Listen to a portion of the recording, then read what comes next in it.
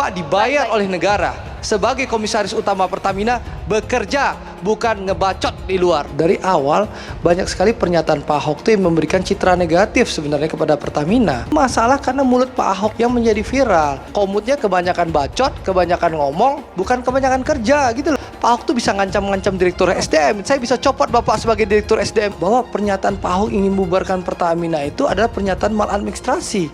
Seluruh major oil company di dunia terdampak dengan penurunan kinerja yang cukup dalam, bahkan banyak yang mengalami kerugian jauh lebih besar dari Pertamina.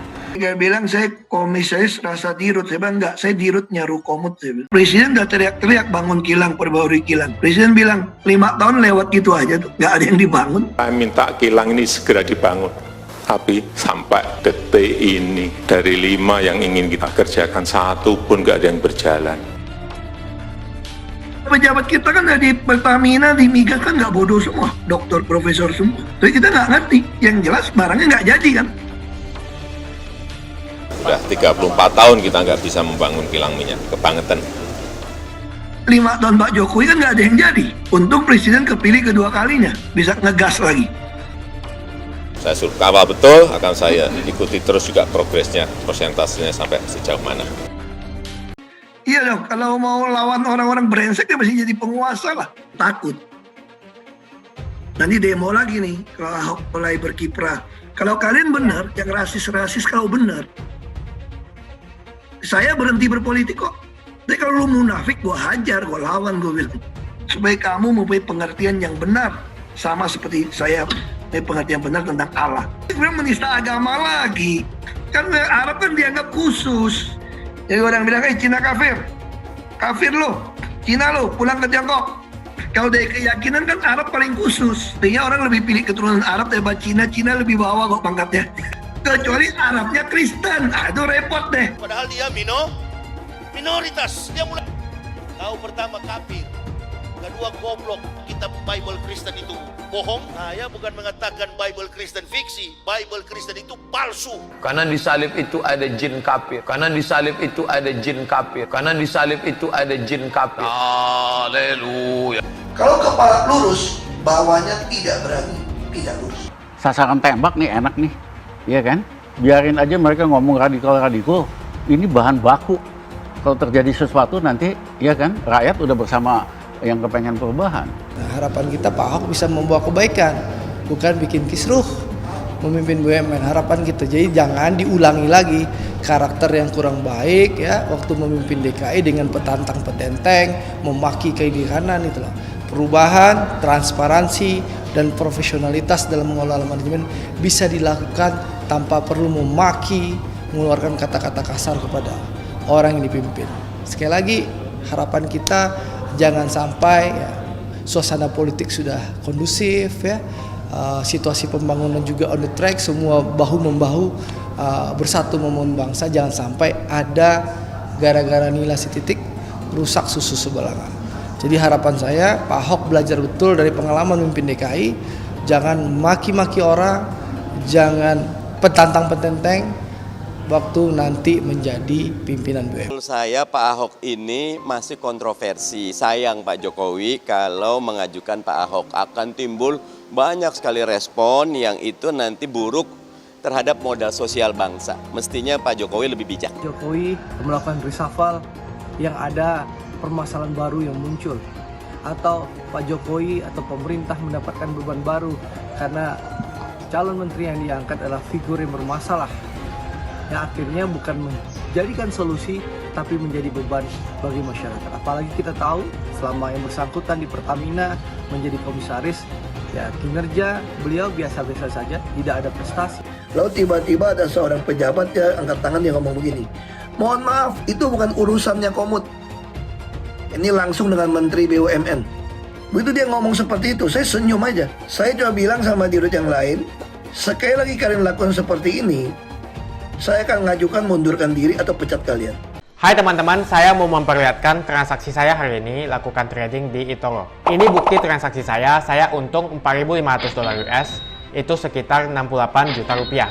Semua keuntungan bisa saya dapatkan dengan fasilitas copy trading di eToro. Kalau saya bisa, kalian juga bisa guys. Oke, itu yang mau saya tunjukkan. Like video ini sekarang juga. Promo spesial welcome bonus bulan Agustus sampai tanggal 14 September. Buat kalian yang deposit di bulan ini, ada welcome bonus hingga $600 yang biasanya hanya $50 saja. Jadi lakukan registrasi dan juga deposit sebelum tanggal 14 September. Dan jangan lupa gunakan bonus $100.000 di akun virtual Anda ketika Anda register dengan link di kolom deskripsi untuk latihan. Semua, dengan saya Jonas Leong. Terima kasih banyak buat kalian penonton setia yang selalu menonton di channel ini. Saya secara personal sangat menghargai waktu kalian. Dan saya sudah menganggap kalian sebagai family karena kalian selalu support di channel ini. Bagi kalian yang selalu menuliskan opini kalian di kolom komen, saya baca komen kalian satu persatu. Saya baca komen kalian untuk mengetahui opini kalian, tanggapan kalian, dan masukan kalian sangat berguna untuk video selanjutnya. Terima kasih banyak buat kalian yang selalu menekan tombol like di awal video. Video seperti ini membutuhkan waktu dan juga research. Dan ini semua gratis untuk kalian. Jadi pastikan kalian menekan tombol like-nya, supaya saya mengetahui kalian menyukai konten yang saya bagikan. Buat kalian yang ingin mencoba bermain saham, silahkan tekan link di kolom deskripsi. Thank you. Ada triple shock dampak pandemi yang dialami Pertamina ya. Yang pertama itu adalah penurunan harga minyak mentah dunia. Konsumsi BBM dalam negeri menurun drastis. Pertukaran nilai tukar rupiah yang terpukul dengan nilai tukar dolar ya. Itu yang menyebabkan triple shock ini yang bikin Pertamina merugi. Sebenarnya semua orang paham soal itu. Seluruh pakar, pengamat, masyarakat sebenarnya paham bahwa di dunia perminyakan sekarang semua perusahaan merugi. Saya ingin sampaikan, selain Aramco yang masih untung, Exxon itu rugi $1,3 miliar. BP itu, British Petroleum itu 6,7 miliar. Lalu total 8,4 miliar dolar. Shell bahkan rugi sebesar 18,4 miliar. Jadi mereka ini jauh lebih besar daripada Pertamina ruginya yang $767. Nah, tapi permasalahannya yang menarik ini kan gara-gara pernyataan Pak Ahok. Dari awal banyak sekali pernyataan Pak Ahok itu yang memberikan citra negatif sebenarnya kepada Pertamina. Manajemen, jajaran direksi Pertamina dan seluruh karyawan Pertamina sudah bekerja keras membenahi carut-marut yang ada di Pertamina. Itu sudah bekerja keras bersama seluruh jajaran manajemen dan karyawan. Nah, tapi sekali lagi ini masalah karena mulut Pak Ahok yang menjadi viral. Saran saya kepada Pak Menteri BUMN, panggil Pak Ahok, kurangi bicara. Kalau mau bicara di internal saja. Pertamina itu tidak negatif gara-gara komutnya kebanyakan bacot, kebanyakan ngomong, bukan kebanyakan kerja gitu loh. Komisaris Mega Ultra ini si Emmanuel Benezer nggak menyimak pernyataan saya. Saya memaklumi dan memahami bahwa kondisi Pertamina kena triple shock itu memang memberatkan Pertamina. Dan saya juga kalau baca pernyataan saya di berbagai media, itu saya malah memuji. Sekarang Pertamina di semester kedua ini saya optimis bahwa Pertamina sudah bisa bangkit dan bisa untung di semester kedua ini. Sekarang konsumsi BBM pun sudah mulai meningkat kembali. Saya orang yang di DPR yang optimis bahwa Pertamina bisa bangkit di semester kedua ini. Nah, tapi sekali lagi saya menyarankan Pak Ahok kurangi bicara, kurangi bikin pernyataan gitu loh. Ahok kurangi pernyataan karena pernyataan Pak Ahok ini yang bikin sentimen negatif kepada Pertamina. Lebih baik Pak Ahok kerjasama dengan manajemen Pertamina, bekerja sama dengan Pertamina untuk memperbaiki Pertamina. Kan malah Pak Ahok mengeluarkan pernyataan-pernyataan kisruh yang akhirnya menjadikan sentimen negatif kepada Pertamina. Berapa hari yang lalu saya baca pernyataan Pak Ahok. Saya sudah minta audit tapi tidak dilaksanakan audit. Pak Ahok tahu nggak, setiap RUPS itu lalu yang dibacakan itu salah satunya adalah laporan audit. Setiap tahun ya BUMN itu harus diaudit. Sudah pasti tanpa Pak Ahok perintah pun mereka melakukan audit. Jadi menurut saya kadang-kadang bikin pernyataan-pernyataan yang menurut saya kadang bikin sentimen negatif jadi kepada Pertamina. Kasihan kita Pertamina, bukannya seharusnya Pak Ahok ini membantu Pertamina bangkit, membantu Pertamina melakukan perbaikan, tapi Pak Ahok kayak menggebukin sendiri. Buka contoh ya, Pak Ahok di Pertamina itu tiap hari Kamis itu ada rapat direksi, komisaris dan beberapa karyawan. Pak Ahok tuh bahkan untuk soal pengangkatan asisten Pak Ahok saja, Pak Ahok tuh bisa ngancam-ngancam direktur SDM. Ini tolong ya, diangkat ini direktur asisten ini. Kalau nggak bisa diangkat, saya bisa copot Bapak sebagai direktur SDM. Itu juga jadi rahasia umum. Ancaman di Pertamina itu ada rapat gabungan komisaris dan direksi. Isu setiap Kamis Pak Ahok selalu mendapatkan laporan secara berkala. Jadi agak aneh kalau Pak Ahok menyatakan tidak mendapatkan laporan dari Bu Nike hampir setiap Kamis ya, yang selalu hampir dihadiri oleh Pak Ahok. Sebenarnya jajaran direksi selalu melaporkan hal itu ke Pak Ahok ya. Makanya saya agak bingung Pak Ahok bikin pernyataan seperti itu.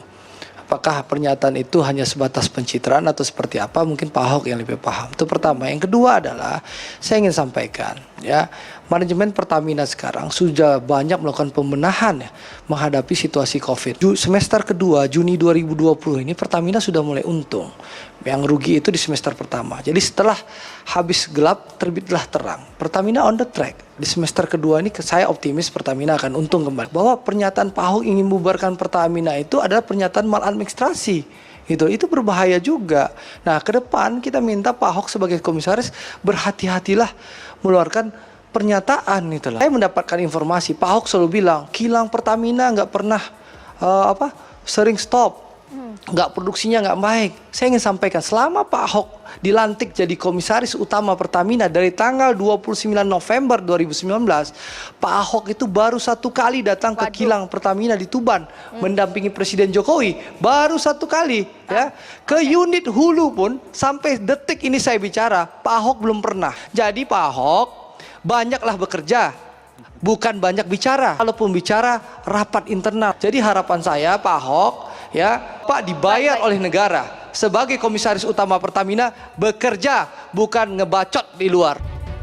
Tugas saya itu mengurusi manajemennya, beliau yang mengurusi bisnis. Karena saya komut, bukan dirutnya beliau. Basuki Cahayapurnama alias Ahok kerap menjadi sasaran tembak apabila terjadi sesuatu yang buruk di sekitarnya, meskipun kejadian buruk tersebut bukan semata-mata kesalahannya. Seperti halnya yang tengah terjadi sekarang ini, di mana perusahaan tempat ia bekerja, yakni PT Pertamina, tengah mengalami kerugian hingga 11 triliun rupiah.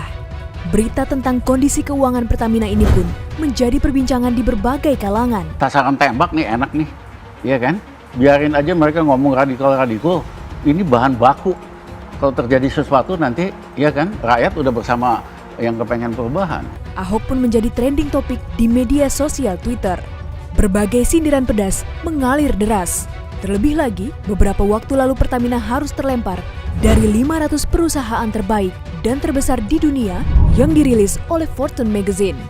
Seolah-olah apa yang dialami oleh PT Pertamina saat ini semata-mata karena kesalahan seorang Ahok. Pak dibayar oleh negara sebagai komisaris utama Pertamina bekerja, bukan ngebacot di luar. Ahok adalah musuh bersama yang abadi. Jangankan ada celah buat menyalahkannya, tak ada celah sekalipun mereka akan menggunakan mikroskop untuk mencari-cari kesalahannya. Seperti diketahui, sebagai komisaris utama di PT Pertamina, Ahok tidak berwenang untuk menjalankan kegiatan operasional harian Pertamina, di mana tanggung jawab operasional harian berada di tangan Dewan Direksi. Begitu juga dengan bisnis yang dapat mendatangkan keuntungan maupun kerugian bagi perusahaan plat merah tersebut. Tugas dan wewenang Ahok sebagai komisaris utama menurut pasal 31 Undang-Undang Nomor 19 tentang Badan Usaha Milik Negara, yakni mengawasi direksi dalam menjalankan kepengurusan perseroan serta memberikan nasihat-nasihat kepada direksi.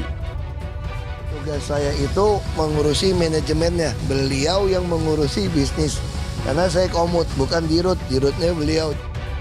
Menurut pengakuan Vice Presiden Komunikasi Perusahaan Pertamina, Fajria Usman, ada 3 faktor eksternal yang menjadi penyebab Pertamina mengalami kerugian, yakni penurunan harga minyak mentah dunia, penurunan konsumsi BBM di dalam negeri, serta pergerakan nilai tukar dolar yang berdampak pada selisih kurs yang cukup signifikan.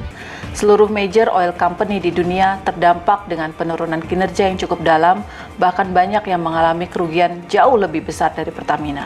Merupakan hal wajar dan lumrah di tengah pandemi COVID-19 jika Pertamina mengalami kerugian.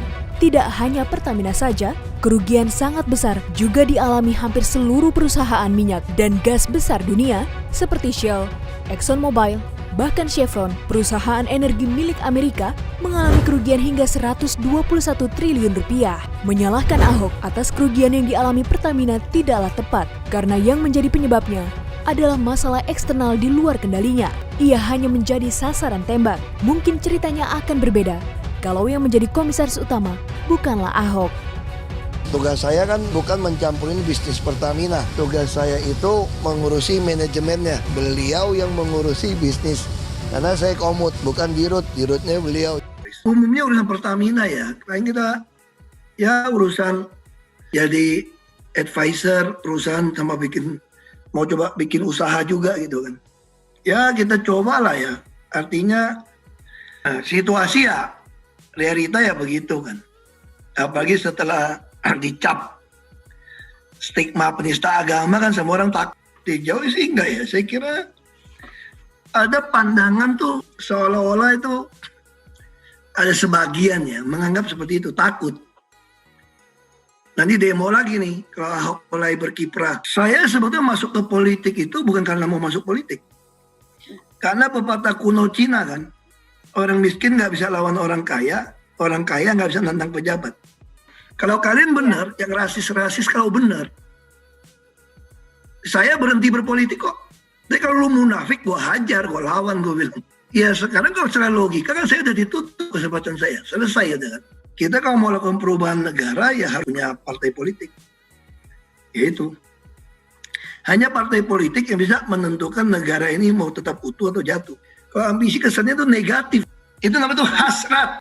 Iya dong, kalau mau lawan orang-orang brengsek ya mesti jadi penguasa lah. Udah susah ya. Presiden mau naikkan pun orang udah siap-siap demo ribut. Oknum profesor aja bisa nggak terima. Ini kenyataan. Saya nggak usah ngomong lah. Artinya itu soal keyakinan ini tidak mudah. Makanya saya sampaikan kepada orang-orang, kamu memiliki keyakinan membenci saya atau mau membunuh saya. Saya hargain keyakinan Anda seperti itu. Itu hak Anda.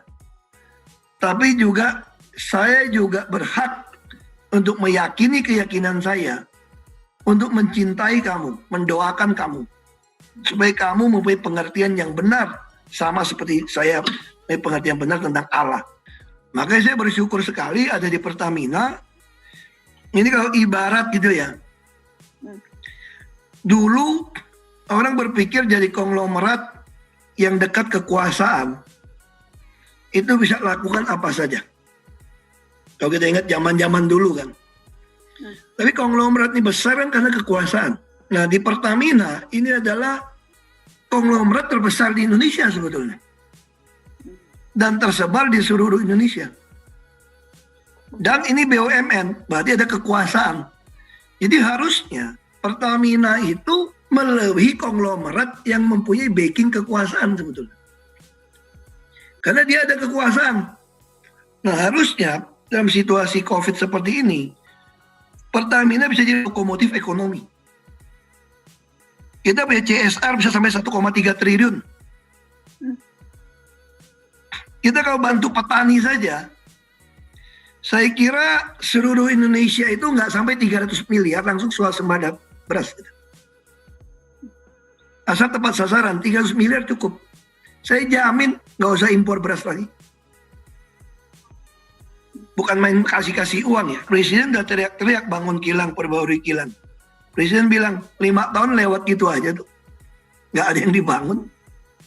Nggak ada yang di-upgrade juga.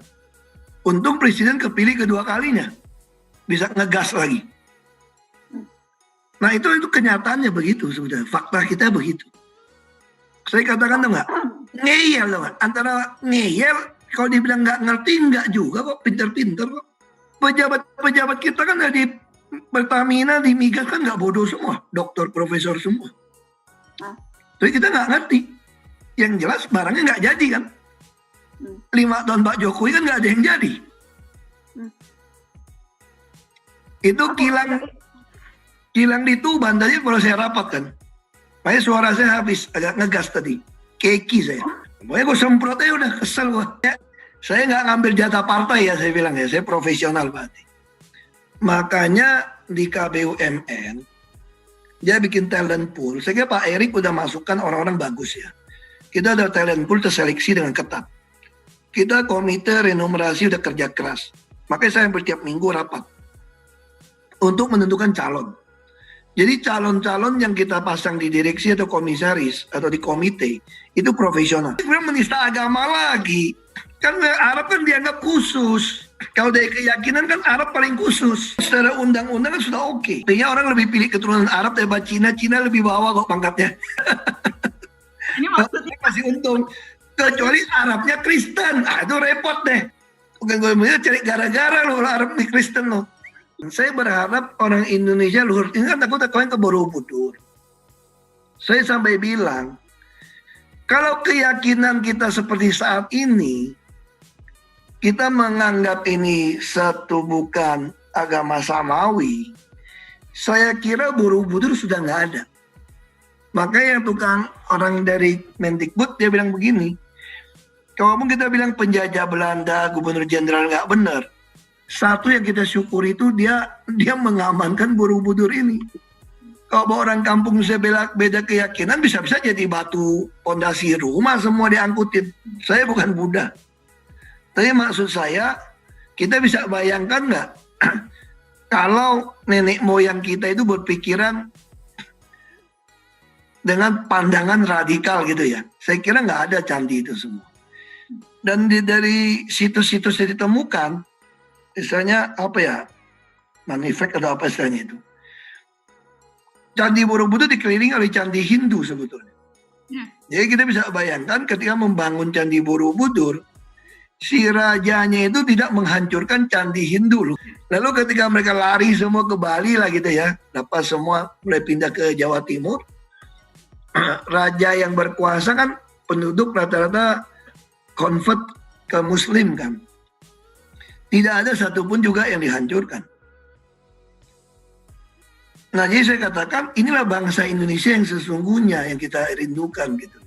Soal keyakinan Anda saya nggak bisa maksa. Jadi orang bilang, Cina kafir.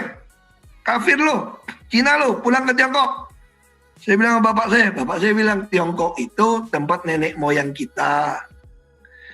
Tapi tanah air kita tuh di sini, itu tanah leluhur kita. Kamu satu hari bisa jadi pejabat untuk nolong orang miskin dan yang membutuhkan. Saya mana mungkin Pak, muka minyak babi kayak gitu kan. Bapak saya, kamu percayalah, satu hari kelak rakyat akan pilih kamu. Memperjuangkan haknya mereka. Karena rakyat juga punya nurani kan. Nah itu yang kita perlu yakinin. Indonesia ini ada harapan. Enggak, kita full. Kalau di HP saya ini full WA grup kerjaan di Pertamina. Maka orang ajak saya masuk ke WA grup, saya tolak. Bukan saya nggak mau, nggak bisa ikutin. Tapi kan kita tuh ada tim transformer, anak-anak muda, lebih kurang 40 gitu ya, yang direkrut dari seluruh subholding atau Persero, Pertamina. Mereka semua ada masalah, mereka bahas. Jadi saya walaupun kadang nggak jawab mereka, saya harus ikutin tuh mereka ngomong apa. Itu semua bahan mereka itu cukup banyak. Maka kita tuh boleh kadang tiap hari rapat sebetulnya. Karena mereka terus aktif kan. Dia bilang saya komisaris rasa dirut. Saya bilang enggak, saya dirutnya rukomut. Saya bilang. Terima kasih banyak buat kalian yang nggak skip dan nonton video ini sampai habis. Saya secara personal sangat menghargai waktu kalian. Makasih banyak buat kalian yang sudah tekan tombol subscribe. Dan makasih banyak buat kalian yang sudah tekan tombol loncengnya. Jangan lupa bagikan informasi ini ke teman atau family Anda. Mungkin teman atau family Anda membutuhkan investasi ini. Oke guys, sekian dulu dari saya. Jangan lupa follow Instagram saya di @johannesleongofficial untuk kata-kata motivasi setiap harinya. Bagi kalian yang termotivasi nonton video ini, ayo like video ini dan subscribe di channel ini. Dan buat kalian yang sudah subscribe di channel ini, jangan lupa tekan tombol loncengnya supaya kalian mendapatkan notifikasi setiap kali saya upload video. Saya menggunakan eToro untuk melakukan investasi. eToro merupakan broker multi aset di mana Anda dapat berinvestasi pada pasar keuangan global, seperti di saham, komoditas, forex, cryptocurrency, atau di ETF. eToro juga dikenal dengan social trading platform, di mana Anda bisa mengcopy transaksi dari trader profesional, sehingga cocok sekali bagi Anda yang sibuk atau tidak memiliki keahlian untuk trading atau berinvestasi sendiri. Misalnya Dave menggunakan eToro untuk menduplikasi aktivitas trading Steve. Jika Steve untung, maka Dave juga untung. Mau untung seperti Steve? Gunakan copy trade hanya di eToro. Pastikan gunakan link di kolom deskripsi untuk mendapatkan bonus. eToro adalah broker aman dan terregulasi di dunia. Kalian bisa trading saham, forex, cryptocurrency, komoditas, dan lainnya. eToro adalah one-stop shopping Tidak seperti broker lainnya, dengan eToro hanya modal $200 atau 3 juta rupiah saja kalian sudah bisa trading secara internasional. eToro adalah broker pertama di Asia yang memfasilitasi trading saham di Amerika 100% tanpa komisi atau manajemen fee, dan juga kalian bisa melakukan unlimited trading. eToro juga memfasilitasi pembelian fractional share dan juga tidak ada subscription bulanan yang ada di broker lain. eToro juga mempunyai flexible leverage atau kalian bisa mengatur leverage untuk trading dari 1 kali sampai dengan 400 kali. Untuk penggunaan aplikasi di handphone disupport oleh semua internet provider. Pastikan kalian registrasi menggunakan link di kolom deskripsi untuk mendapatkan bonus saat registrasi. Setelah registrasi, download apps eToro menggunakan Google Play atau App Store di handphone kalian. Untuk mengakses website eToro tanpa VPN, silakan tekan link di kolom deskripsi. Dengan fasilitas fractional share, kalian bisa membeli saham Google, Facebook, Amazon hanya dengan $50 saja atau 700.000. Jadi siapa bilang beli saham internasional membutuhkan modal fantastis. Coba juga fasilitas copy trading, sangat cocok untuk pemula. Dengan copy trading ketika trader profesional untung, maka kalian otomatis akan mendapatkan keuntungan juga. Dan di eToro menggunakan fasilitas copy trading, tidak ada manajemen fee sama sekali. Untuk tutorial dan fasilitas eToro, bisa langsung cek di kolom deskripsi. Untuk menanyakan tentang registrasi di platform eToro, kalian juga bisa menghubungi customer support eToro berbahasa